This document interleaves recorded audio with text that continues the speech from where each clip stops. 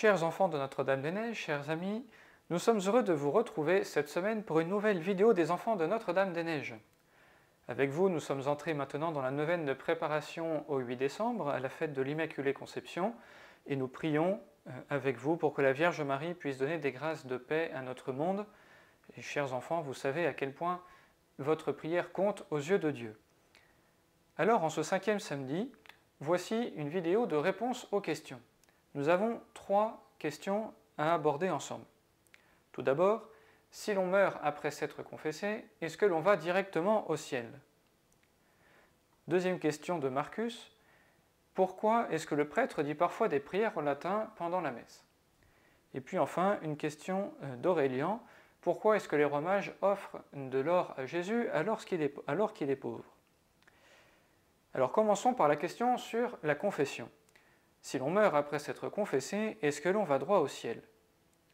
C'est une très bonne question et on voit que celui qui l'a posée a bien compris qu'on ne peut pas dire que tout le monde ira forcément au paradis. En effet, pour aller au ciel, il faut être en amitié avec Dieu. Il faut ne pas avoir fait d'actes graves qui nous coupent définitivement de lui. Pour dire les choses de manière très simple, il ne faut pas avoir de péché mortel, sinon on meurt en étant ennemi de Dieu et alors on va en enfer.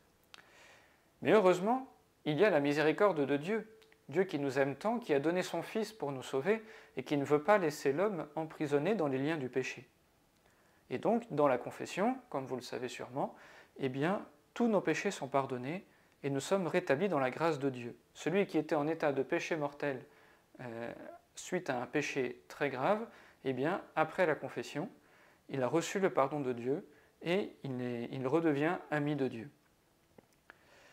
Donc, si l'âme meurt après s'être confessée, et spécialement après avoir confessé ses péchés mortels, effectivement, toutes les offenses qu'elle a faites envers Dieu sont pardonnées, et pourtant ce n'est pas suffisant pour entrer directement dans le paradis.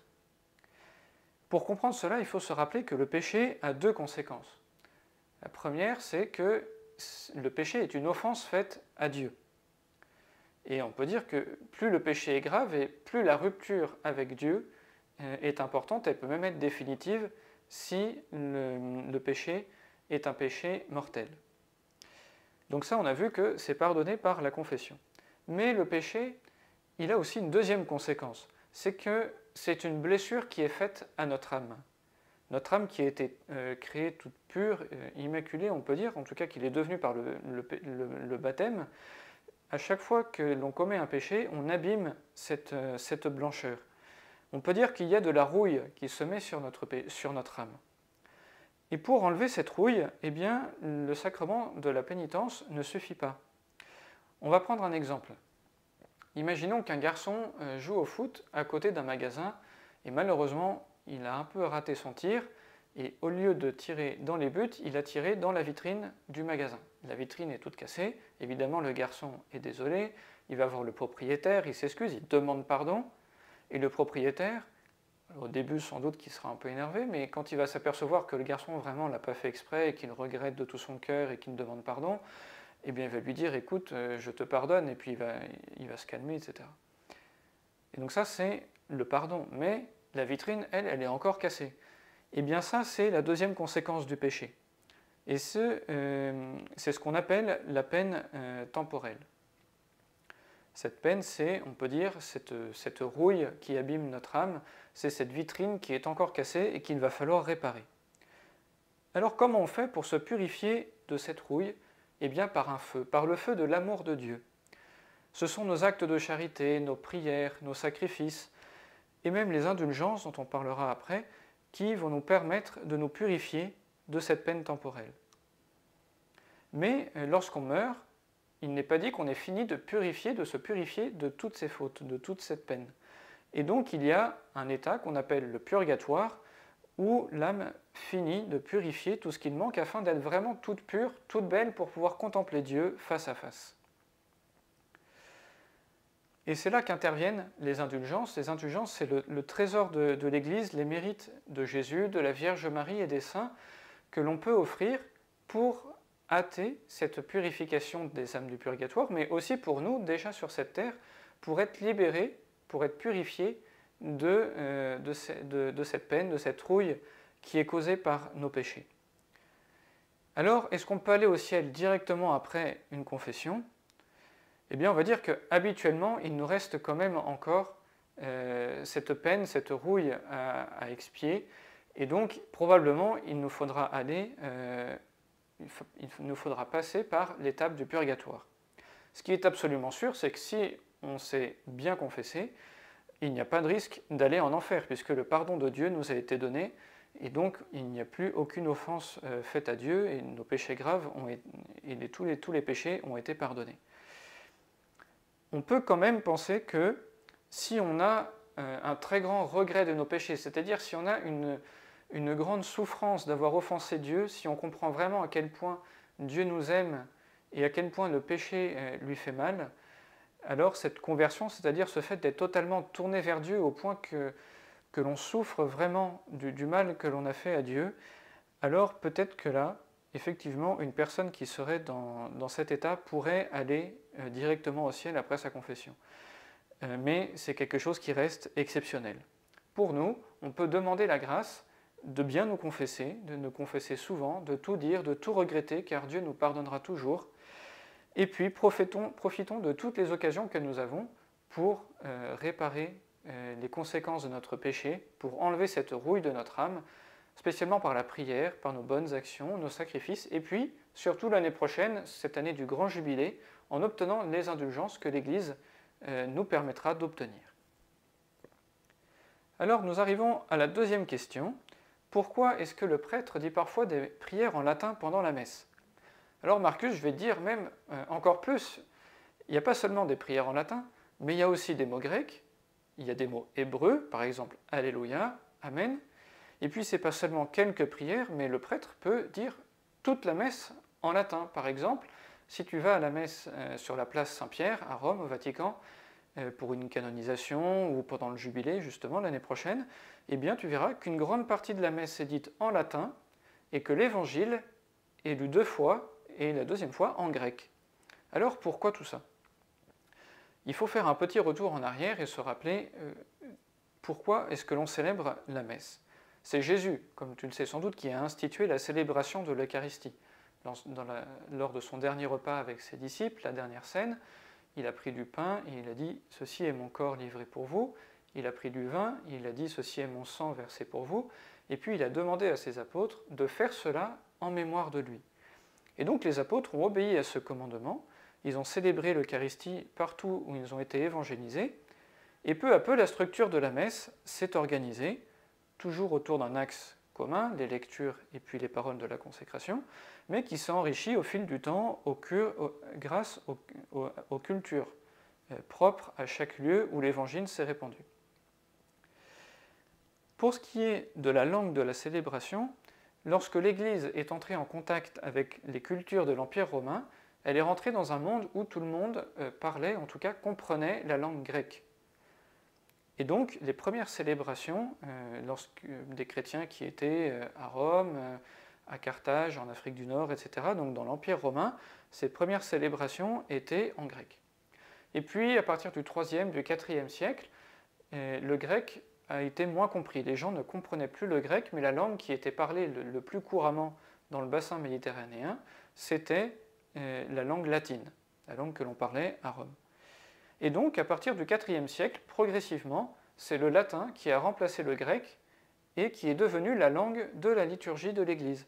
On célébrait la messe en latin. Mais on n'avait pas oublié quand même le grec et il restait certains mots.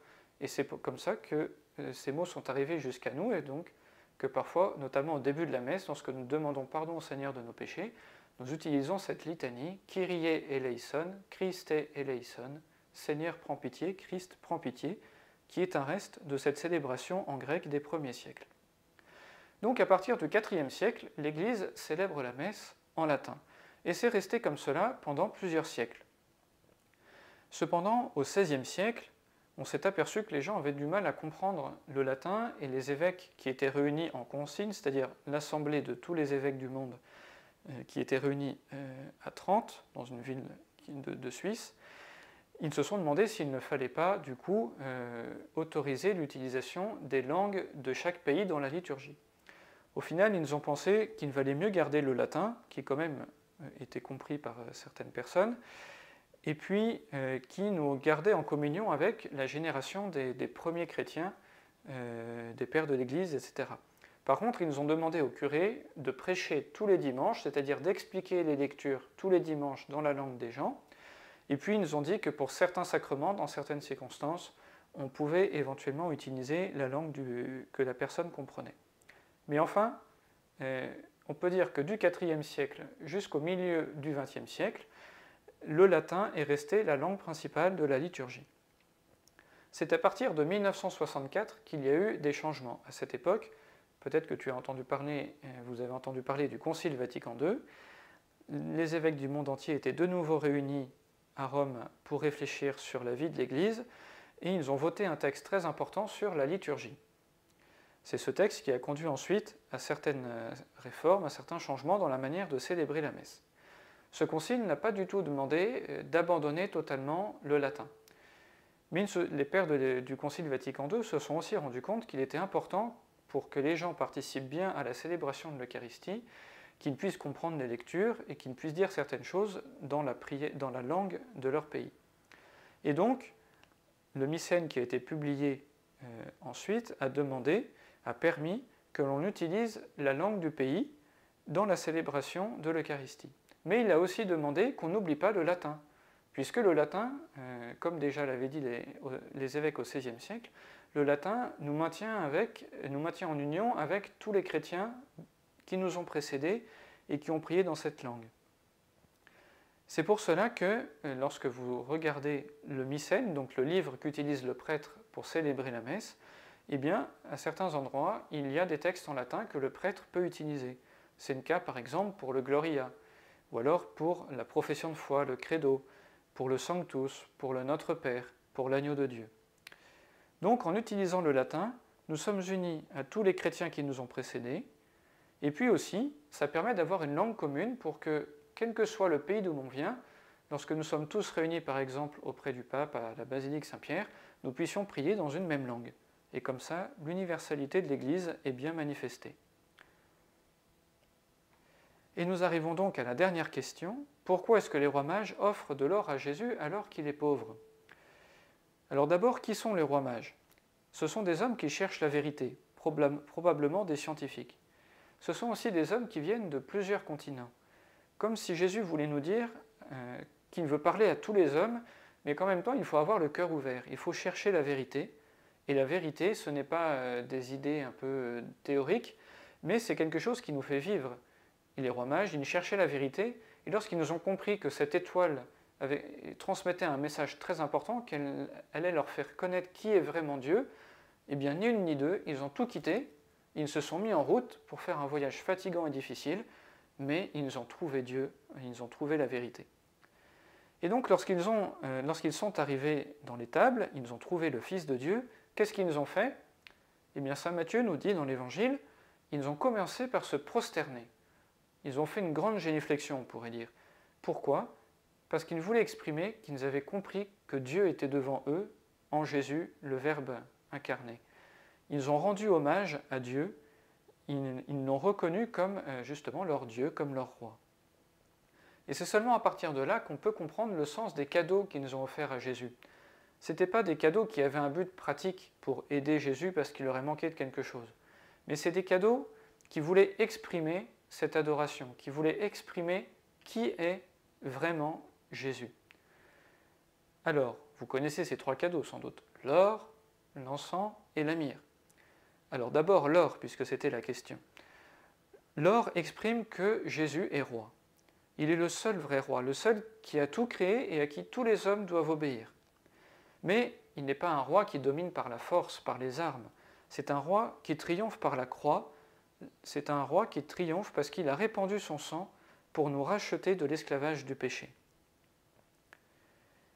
L'encens, de son côté, c'est ce qui brûle en l'honneur de Dieu. Donc ça manifeste bien que les rois mages reconnaissent en Jésus le Fils de Dieu.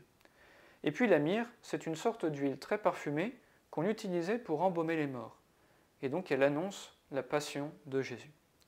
Alors quand même, rassurez-vous, la Sainte Vierge n'a pas gardé pour elle cet argent, mais effectivement, la Sainte Famille était généreuse, elle voulait vraiment vivre la pauvreté, dépendre de Dieu en tout, et donc, selon les visions de la bienheureuse Anne-Catherine Emmerich, la Sainte Vierge et Saint Joseph ont donné ensuite cet argent aux pauvres de Bethléem et notamment aux bergers. Nous arrivons donc à la fin de cette vidéo de réponse aux questions. Merci de nous avoir suivis. Nous vous retrouverons avec joie la semaine prochaine pour une nouvelle vidéo des enfants de Notre-Dame-des-Neiges. Et pour terminer, puisque nous sommes dans la préparation de la grande fête du 8 décembre, nous allons prier ensemble le Je vous salue Marie. Je vous salue Marie, pleine de grâce, le Seigneur est avec vous. Vous êtes bénie entre toutes les femmes, et Jésus, le fruit de vos entrailles, est béni. Sainte Marie, Mère de Dieu, priez pour nous pauvres pécheurs, maintenant et à l'heure de notre mort. Amen. Ô Marie conçue sans péché, priez pour nous qui avons recours à vous. Bonne semaine à tous et à bientôt.